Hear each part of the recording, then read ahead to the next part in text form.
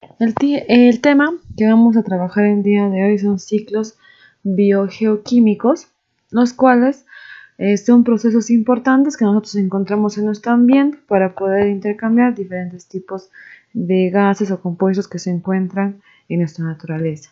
Por ejemplo, aquí comenzamos con lo que es la definición, la cual deriva del movimiento cíclico que se presentan entre elementos que forman nuestros organismos biológicos y nuestros organismos geológicos. Biológicos en todo aquello que tenga vida y geológicos en todo lo que sea en todo ese espacio en el cual suceda este ciclo. Que intervienen en un cambio químico, ya todo sucede en un cambio químico. El concepto de ciclo biogeoquímico se usa más para describir esta distribución y el transporte de dichos materiales, los cuales van a controlar el recambio y la transformación de estos ambientes terrestres, acuáticos o atmosféricos. O sea, todo lo que a través de ese ciclo podemos obtener o qué proceso es lo que sucede en cada uno.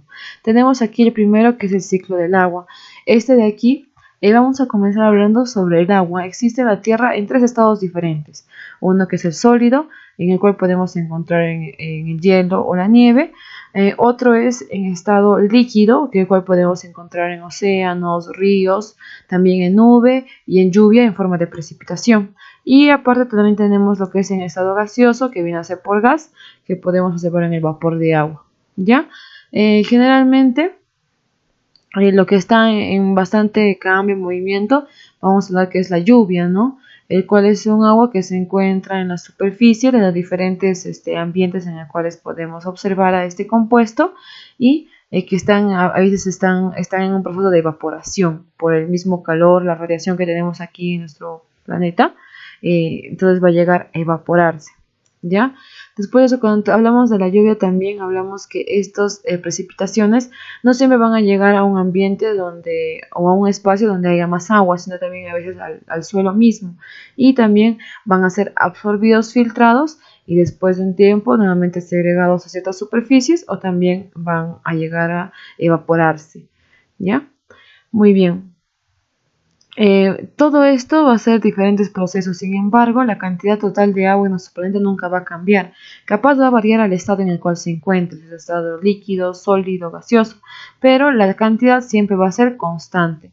La circulación y la conservación del agua en la Tierra se llama ciclo hidrológico, también llamado ciclo del agua. Aquí podemos ver. Aquí podemos observar, por ejemplo, acá tenemos diferentes lugares donde podemos encontrar el agua, ¿cierto? Acá en lugares como puede ser esto, un río, un océano, una agua que está, digamos, detenida, que puede ser, digamos, una pequeña laguna. Podemos encontrar en estado sólido, como son acá, como la nieve, y en estado gaseoso, que podemos encontrar, digamos, en todo un espacio libre, ¿no? Muy bien, entonces, ¿qué pasa? Uno puede ser que a través de la evaporación, de la transpiración que existe en la superficie terrestre, va a llevar en forma de estado gaseoso, lo va a llevar todo a cargar en las nubes. Y estos se van a llegar a transformar, o sea, todo lo que está en estado de condensación, en ese proceso de cambio de estado, va a llegar aquí a las nubes y las nubes se van a llegar a cargar, ¿ya? A sobrecargar y lo que van a hacer es van a liberar esa sobrecarga realizando lo que es la precipitación, que es lluvia. Esa lluvia va a empezar a descender, donde puede llegar en superficies. De esas superficies puede uno evaporarse y otro también formar lo que es parte de, digamos, una laguna o de un lugar donde podemos encontrar un recipiente de agua. Entonces, y todo ese proceso se va a repetir.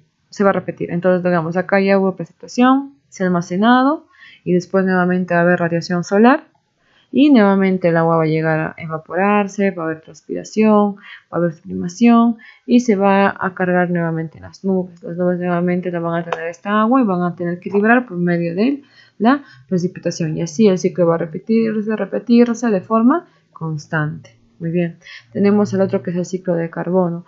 En el ciclo de carbono es un componente esencial de los seres vivos. Se encuentra en la atmósfera y el agua como anhídrido carbónico que es CO2. Los vegetales verdes son aquellos que absorben esto de la atmósfera, ¿no? Absorben CO2 para que puedan realizar lo que es la fotosíntesis. Pero lo que ellos necesitan para su alimentación, para crear su alimento solamente es el carbono. Entonces lo que hacen es cogen de toda nuestra atmósfera el CO2 y después, una vez que ingresa a su estructura interna, desintegran, descomponen a esta molécula y solamente cogen lo que es el CO2, perdón, el carbono y el oxígeno lo liberan hacia el exterior. El carbono que ellas guardan para su alimento lo pueden también colocar como sustancia de reserva en su estructura como almidón o como azúcar, ¿ya? Pero el oxígeno que ellos no utilizan, simplemente lo que hacen es lo liberan, ¿ya? Y queda disuelto en lo que es en nuestra atmósfera. Listo. Esto de aquí, ese oxígeno que ha sido liberado a nuestra atmósfera, ¿quién lo consume? Justamente los animales y el hombre. Ellos se alimentan de productos vegetales y en consecuencia también inhalan ese oxígeno que ellos han liberado a la atmósfera. Ahora, cuando ellos consumen todos los alimentos vegetales, que han llegado a ser transformados a hidratos de carbono y para que se pueda aprovechar la energía que existe en ellos, entonces, en el proceso de respiración, el carbono residual que nosotros tenemos, por ejemplo, nosotros lo que hacemos es inhalamos el oxígeno y eliminamos CO2. Ese CO2 es absorbido ¿por quién? Por las plantitas y ingresa CO2 a ellas y solamente lo que se quedan con el carbono y nos devuelven lo que es el oxígeno. Entonces ya vamos viendo ese intercambio, ¿no? Ellos nos dan oxígeno, nosotros le damos CO2. Ambos respiramos componentes diferentes y ahí vamos manteniendo un ciclo, un ritmo, un cambio y es por eso que se denomina un ciclo, ¿ven?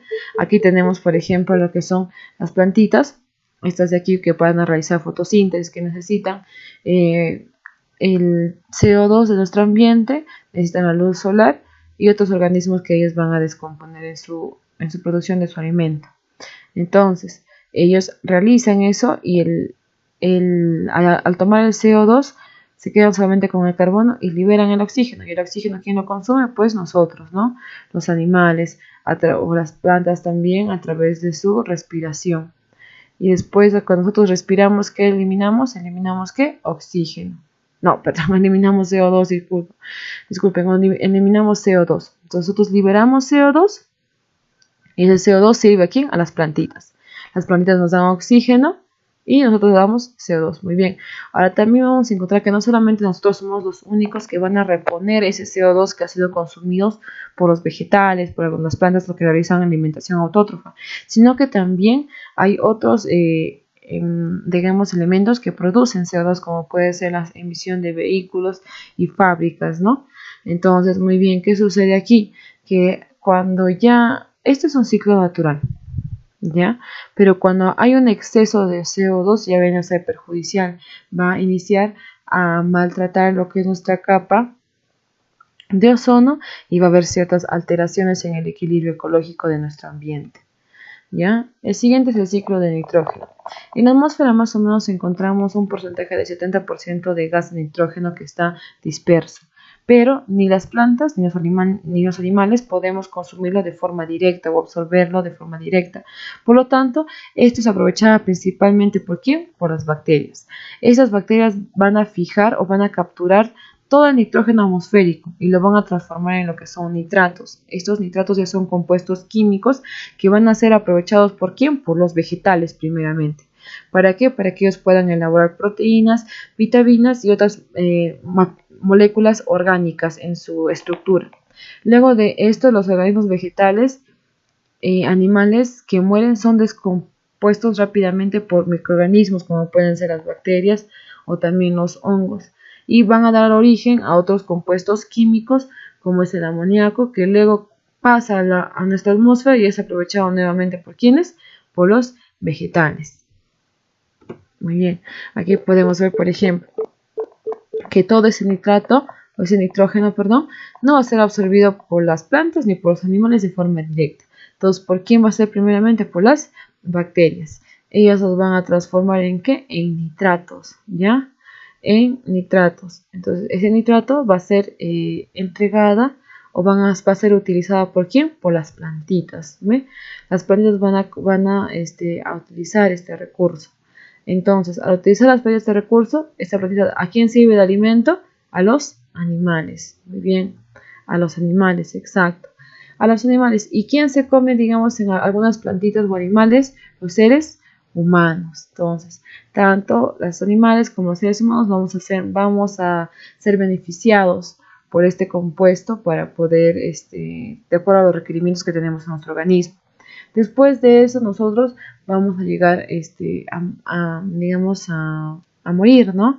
Y entonces una vez que lleguemos a ser enterrados, va a haber otra vuelta de descomposición, en los cuales se va a producir nuevamente sustancias de nitrógeno que va a ser absorbidos y descompuestos por las bacterias, y nuevamente va a ser todo ese ciclo. ¿Ve? Todo ese ciclo. Muy bien. Listo. Después hablamos lo que es el ciclo del oxígeno.